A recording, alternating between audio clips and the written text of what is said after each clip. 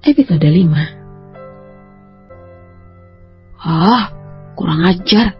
Ini kan handuk mandi perempuan, ucap Azil kesal melihat handuk yang diberikan Diva. Ternyata handuk yang diberikan Diva adalah handuk perempuan. Azil pun terpaksa memakai handuk pink itu keluar dari kamar mandi, karena percuma saja ia berteriak minta ditukarkan handuk. Diva pasti tidak akan mendengarnya lagi, karena asik bermain dengan kucing kecil Mickey. Azil berjalan menuju lemari pakaiannya dengan perasaan kesal. Tawa Diva pecah saat melirik Azil yang menggunakan handuk perempuan. Diam, bentak Azil kesal. Bukannya diam, Diva malah semakin tertawa sambil memegangi perutnya. Hei wanita gila, apa kau ingin aku memukulimu? Ucap Azil mendekati Diva. Kenapa? Kenapa kau memakai handuk itu? Tawa Diva semakin menjadi. Karena kesal, Azil membekap mulut Diva menggunakan tangan kanannya. Jika kau tidak diam, aku akan menjahit mulutmu ini, ucap Azil menatap Diva tajam. Diva yang kaget membuatkan matanya menatap Azil. Kenapa melihatku seperti itu? Ucap Azil kesal. Lepaskan. Jadi Diva menepiskan tangan Azil. Ingat, sekali lagi kau berani menertawakanku, aku akan benar-benar menjahit mulutmu. Kesal Azil kembali berdiri dari sofa tempat Diva duduk. Salahku apa? Ini mulutku, aku bebas untuk tertawa. Salahmu adalah menertawakan aku, ucap Azil kembali berjalan ke arah lemari. Itu tidak salah. Siapapun akan tertawa melihatmu seperti ini. Kalau tidak percaya, bercermin saja, ucap Diva mengeluarkan ponsel dari saku bajunya. Bodoh, ini salahmu. Mengapa memberiku handuk wanita? Ucap Azil memilih bajunya. Salahku? Ini bukan salahku. Siapa suruh menyimpan handuk wanita di kamarmu? Ucap Diva melawan. Azil baru sadar jika handuk itu adalah handuk Luna yang ia simpan beberapa tahun lalu saat Luna menginap di rumahnya. Sudahlah, diam. Aku ini suamimu. Apa kau akan terus menjawab perkataanku? Ucap Azil kesal. Diva pun diam karena tidak ingin terus berdebat karena soal handuk. Hei, apa yang kau lakukan? Tanya Diva menutup matanya melihat Azil melepas handuk. Apa kau tidak lihat? Aku ingin memakai baju, ucap Azil melirik Diva. Baiklah, tunggu sebentar, ucap Diva berjalan menuju pintu kamar sambil menutup mata dengan tangannya. Diva keluar dari kamar Azil karena ia tidak ingin melihat Azil yang ingin mengenakan pakaian. Dasar wanita aneh, padahal malam ini bisa-bisa saja, ucap Azil menggelengkan kepalanya melihat tingkah Diva. Pagi tiba, Azil masih belum membuka matanya. Sementara itu Diva telah turun lebih dulu ke bawah untuk menyiapkan sarapan pagi. Azil melihat seisi ruang kamarnya, akan tetapi dia tidak melihat Diva sama sekali. Sementara itu di dapur Diva tengah berkotak dengan bahan makanan dan juga peralatan memasak. Ya ampun Nona, apa yang Nona lakukan di dapur? Ucap salah satu pelayan di mansion Buana. Lihat Kabi, aku sudah memasak. Tapi Nona, ini tugas kami. Jika Tuan Muda dan Tuan Beler tahu, kami bisa dipecat, ucap pelayan itu ketakutan. Itu tidak akan terjadi, karena aku sendiri yang menginginkannya, ucap Diva meneruskan masakannya. Waduh, Nona Muda benar-benar ingin memasak sendiri untuk Tuan dan Tuan Beler ya? Tanya pelayan lainnya yang datang membawa beberapa bahan makanan lainnya. Iya, bibi-bibi semuanya bisa mengerjakan pekerjaan yang lain. Tenang saja, jangan takut, kalian tidak akan dipecat, ucap Diva tersenyum manis. Baiklah Nona, kalau begitu kami permisi dulu, ucap salah satu pelayan kepada Diva. Dua pelayan itu pun pergi meninggalkan dapur mansion Buana sambil saling berbisik. Aku selalu sekali dengan Nona Muda, padahal dialah istri dari Tuan Muda Azil, tapi sikapnya begitu rendah hati dan tidak sombong. Benar sekali, aku dengar-dengar di luar sana istrinya, pejabat itu selalu sombong dan tidak suka dengan peralatan dapur. Iya benar, mungkin Tuan Muda Azil menikah dengan wanita yang tepat. Begitulah obrolan para pelayan hingga mereka terdiam saat melintas kamar Azil. Hei, kalian berdua, panggil Azel kepada pelayannya. Iya Tuan Muda, ada yang bisa kami bantu? Apa kalian melihat papaku? Oh, Tuan Beller sekarang berada di ruang tengah, Tuan Muda. Baik, terima kasih. Terlihat Tuan Beller yang sedang duduk di kursi tamu sambil meminum tehnya. Papa, di mana Diva? Aku belum melihatnya pagi ini, ucap Tuan Beller santai. Baru saja Azel ingin angkat bicara, kedua pelayan datang ke ruang tengah. Tuan Muda, Tuan Beller, sarapan pagi sudah siap, ucap pelayan itu sopan.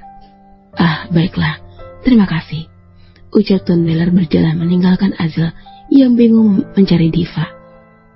Terlihat meja makan yang begitu besar dan banyak makanan yang tersaji di atas sana. Banyak sekali, ucap Azel kepada pelayannya. Iya, dan menunya juga berbeda, ucap Tuan Beller bingung. Maaf Tuan, ini semua masakan nona muda, jadi kami hanya menghidangkannya. Apa? Mengapa kalian membiarkan menantuku melakukan pekerjaan rumah? Papa, jangan salahkan mereka, aku yang menginginkannya, ucap Diva yang baru keluar dari ruang dapur. Benarkah? Aku tidak menyangka jika menantuku bisa memasak. Ya sudah, sekarang kita makan ya, ucap Diva kepada Tuan Beller. Sementara itu Azel sudah lebih dulu menikmati makanan yang dimasak. Diva tanpa mempedulikan Diva dan bapaknya. Tuan Beller dan Diva pun saling tatap melihat Azel yang begitu lahap. Sepertinya sangat enak sehingga ada yang makan begitu banyak, ucap Tuan Beller menyindir Azel. Biasa saja, ucap Azel dengan penuh mulut makanan. Dia yang melihat tingkah Azel hanya bisa tersenyum. Sarapan pagi pun telah selesai. Diva ingin bersiap-siap untuk kerja. Cepatlah, menunggumu membuatku telat, ucap Azel memasang dasi. Kau saja belum selesai, untuk apa mengomeli? Ucap Diva membenarkan rambutnya. Begitulah mereka seperti Miki dan Kiki yang tidak bisa akrab sedikit pun. Setelah mengantarkan Diva ke tempat kerjanya, Azel pun pergi ke kantornya. Morning Tania, ucap Diva kepada sahabatnya yang juga baru datang. Morning tuh Diva, tumben lo cepat datang. Terus tadi siapa yang nganterin? Ucap Tania sambil memakai baju kerjanya. Datang cepat salah, telat juga salah, ucap Diva menyimpul rambut panjangnya.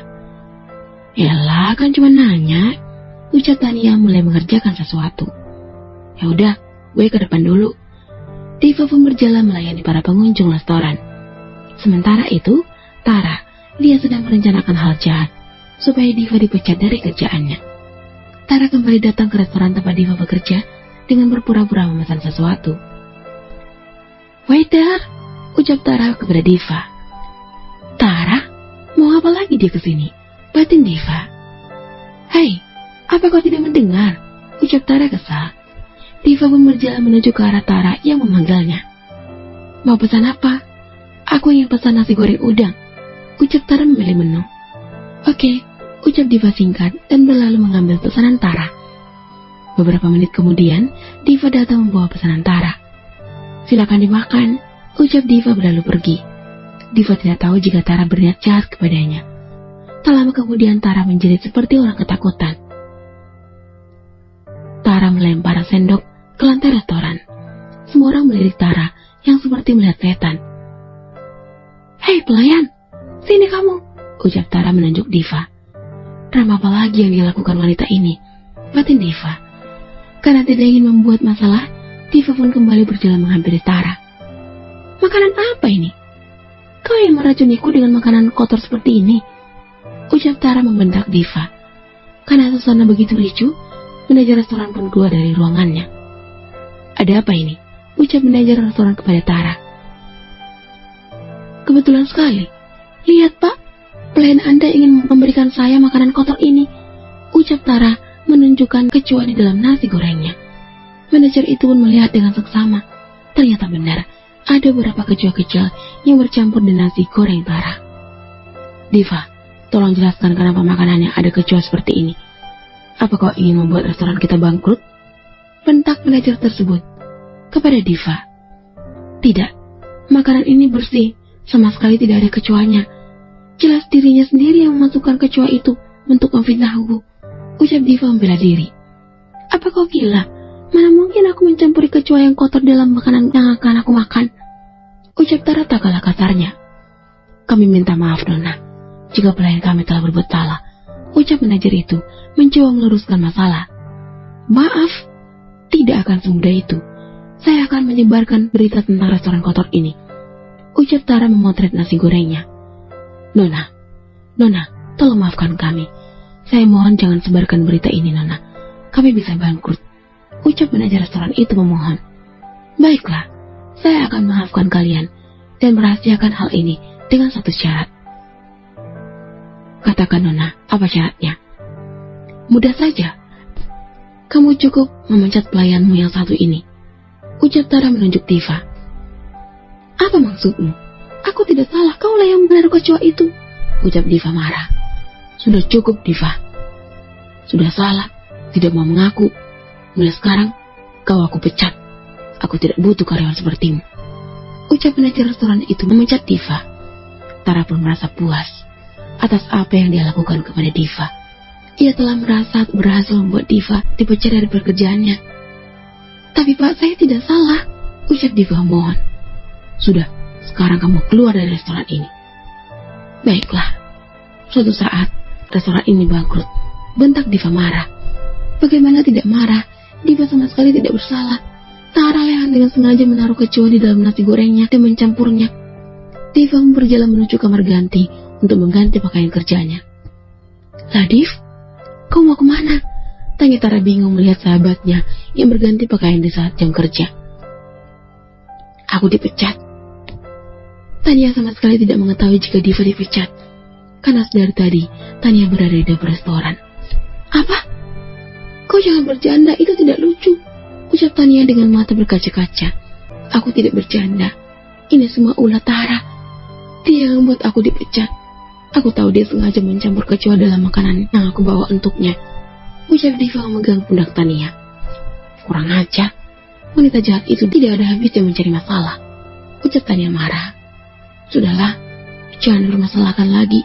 Aku bisa mencari pekerjaan lainnya dan kau harus semangat bekerja, oke? Aku akan menjenguk lain kali, ucap Diva menghapus air mata Tania. Sudah sejak lama Tania dan Diva bersahabat.